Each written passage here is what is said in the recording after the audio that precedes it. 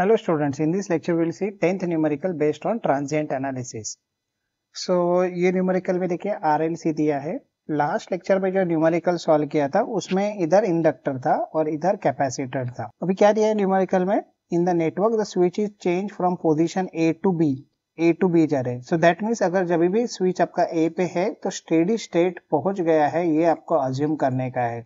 और state B में जब भी जाएगा तभी उसका आ जाएगा सडन चेंज. तो ये आपको ध्यान में रखने का है. उन्होंने इसमें नहीं लिखा ये प्रॉब्लम स्टेटमेंट में कि steady state having reach before switching, but ये आपको ध्यान में रखने का है. जब भी ऐसे टाइप का न्यूमेरिकल आता है, वो जब भी स्विच आपका एक पोजीशन से दूसरे पोजीशन पे मूव होता है, you have to assume that the steady state has been reached when the switch is at initial position. In this case, the switch is at position A. चलो, तो अभी हम लोग ये प्रॉब्लम्स को सॉल्व करेंगे, बट आपको मालूम है कि ये 3 स्टेप में सॉल्व किया जाता है. at t is equal to 0 minus, then at t is equal to 0 plus, and then at for t greater than 0.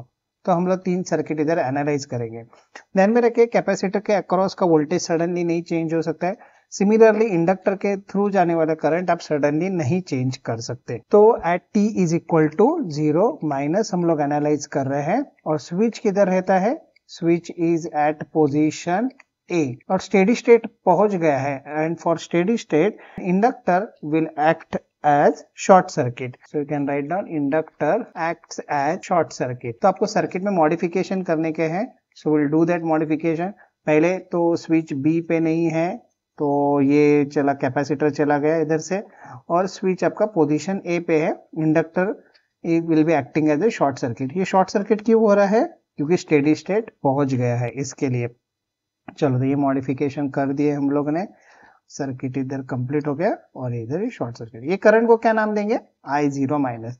So I0 minus आप कैलकुलेट कर सकते हैं. Yes, you can easily calculate I0 minus. Simple आप Ohm's law लगा सकते हैं और इधर से आपको मिलेगा 200 डिवाइड बाय 2 किलो ओम दिया है, दैट मीन्स 2000. सो ये करंट इधर आ गया आपको 0.1 एम्पियर. सो I0 माइनस हम लोग ने फाइंड आउट किया है. Will analyse the circuit for t is equal to 0 plus. Circuit में क्या मॉडिफाई करने के हैं? सो ये पोजीशन A तो इसमें नहीं रहेगा, तो ये वोल्टेज सोर्स इधर नहीं आ जाएगा. और सडन चेंज हो गया है. एंड सडन चेंज के लिए कैपेसिटर क्या हो जाता है? For sudden change capacitor acts as a short circuit. तो ये कैपेसिटर आपको क्या दिखाने का? इधर शॉर्ट सर्किट करके दिखाने का है. स्विच कौन से पोजीशन पे आ गया है? तो इस B पोजीशन पे आ गया है. इधर नंबर 1 और 2 नहीं लिखा है, उन्होंने दिया है पोजीशन B दिया है. तो इधर मैं लिख रहा हूँ switch is at position B और ये था पोजीशन B. तो ये सर्किट इधर हो गया कंप्लीट. और capacitor will be acting as a short circuit. और इंडक्टर का क्या हो जाएगा? For sudden change inductor acts as inductor open circuit. तो ये इंडक्टर को भी आपको ओपन करना पड़ेगा. लेकिन इंडक्टर को अगर ओपन करेंगे तो उसके थ्रू जो करंट जा रहा था वो आप सडनली नहीं चेंज कर सकते. तो आपको क्या करना पड़ेगा? तो इंडक्टर के अक्रॉस एक करंट सोर्स इधर दिखाना पड़ेगा. और वो करंट सोर्स का कितना वैल्यू रहेगा? तो I0 माइनस पे जो वैल्यू रहेगा वही I is equal to I0 plus रहेगा. सो इधर आ जाएगा आपका 0.1 ampere. Inductor will act as open circuit, but इधर ये करंट सोर्स इधर आ जाएगा. और ये करंट को क्या नाम देंगे? I0 plus.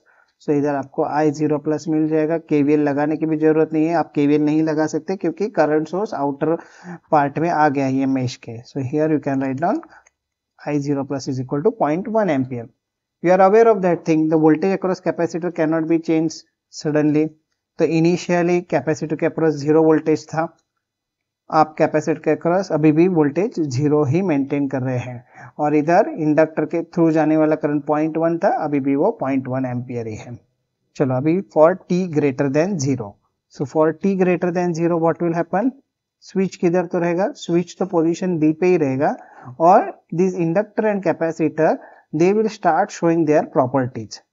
तो मैं सर्किट में पहले मॉडिफिकेशन कर देता हूँ. चलो, अभी क्या मॉडिफिकेशन करने का? तो वो जो सोर्स था वो तो मैंने हटा दिया है. इंडक्टर और capacitor they will start showing their property. ये करंट को हम लोग नाम देंगे I of t.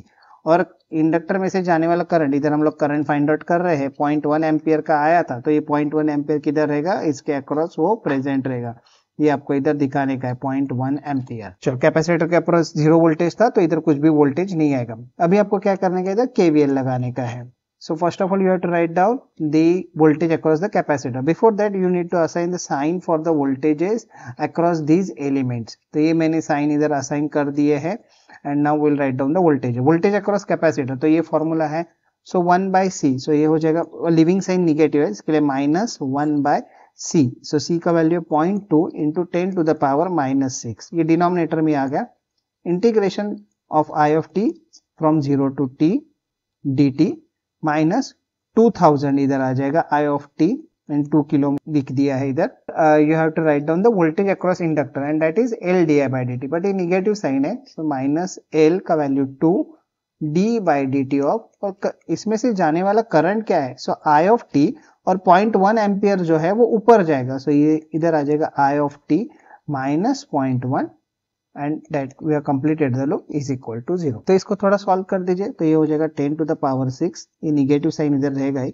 0.2 integration from 0 to t of I of t dt minus 2000 I of t, और ये अभी हम लोग सॉल्व करेंगे तो इधर मिलेगा माइनस 2 di by dt. इसका डेरिवेटिव 0 हो जाएगा and this is equal to 0. तो ये एक्सप्रेशन में देखिए di by dt है. So you can substitute t is equal to 0 plus directly. So integration from 0 to 0 plus ये हो जाएगा 0 and here you will get minus 2000 I of 0 plus and here you will get minus 2 I 0 plus by dt is equal to 0. So di 0 plus by dt आपको मिल जाएगा. ये हो जाएगा, ये right hand side में चला जाएगा तो ये हो जाएगा 2000 और I 0 प्लस का वैल्यू कितना था? 0.1. तो वो इधर लिख देता हूं मैं 0.1 डिवाइड बाय, आपको ये डिवाइड बाय माइनस 2 हो जाएगा. So when you solve this thing you will gate कितना हो जाएगा? ये हो जाएगा 200 divide by minus 2, so minus 100 ampere per second. तो ये तो हम लोगों ने कैलकुलेट कर दिया है. अभी आपको सेकेंड डेरिवेटिव भी फाइंड आउट करने का है and for that purpose you have to differentiate equation A. Equation A किधर है? तो जिधर भी आप t is equal to 0 plus value substitute करते हैं उसके ऊपर का जो इक्वेशन है उसको इक्वेशन ए बोलते हैं. And now will differentiate equation A with respect to t. सो ये क्या हो जाएगा? हो जाएगा 10 to the power 6 divide by 0.2 integration differentiation opposite process. You will gate I of t minus 2000 di by dt and here you will get the second derivative minus twice d2i of t by dt square and that is equal to 0. Now you can put the value of t is equal to 0 plus. So इसमें substitute कर दीजिए. सो ये हो जाएगा minus 10 to the power 6 divide by 0.2. ये हो जाएगा I 0 plus. I 0 plus का वैल्यू आया था 0.1 माइनस 2000 और di 0 प्लस बाय dt का वैल्यू अभी अभी कैलकुलेट किया है तो ये आया था इधर minus 100 and this is equal to twice d2i 0 plus by dt square. तो इसको आप सॉल्व करेंगे तो ये हो जाएगा 0.1 by 0.5. So 0.5 into 10 to the power 6 और ये हो जाएगा plus 2000 20,000 2 lakh and this is equal to twice d2i 0 plus by dt square. तो सॉल्व कर दीजिए and you will get the value of d2i 0 plus by dt square as. आप सॉल्व करके देखिए ये आ जाता है minus 1.5 into 10 to the power 5 और यूनिट क्या आ जाएगा?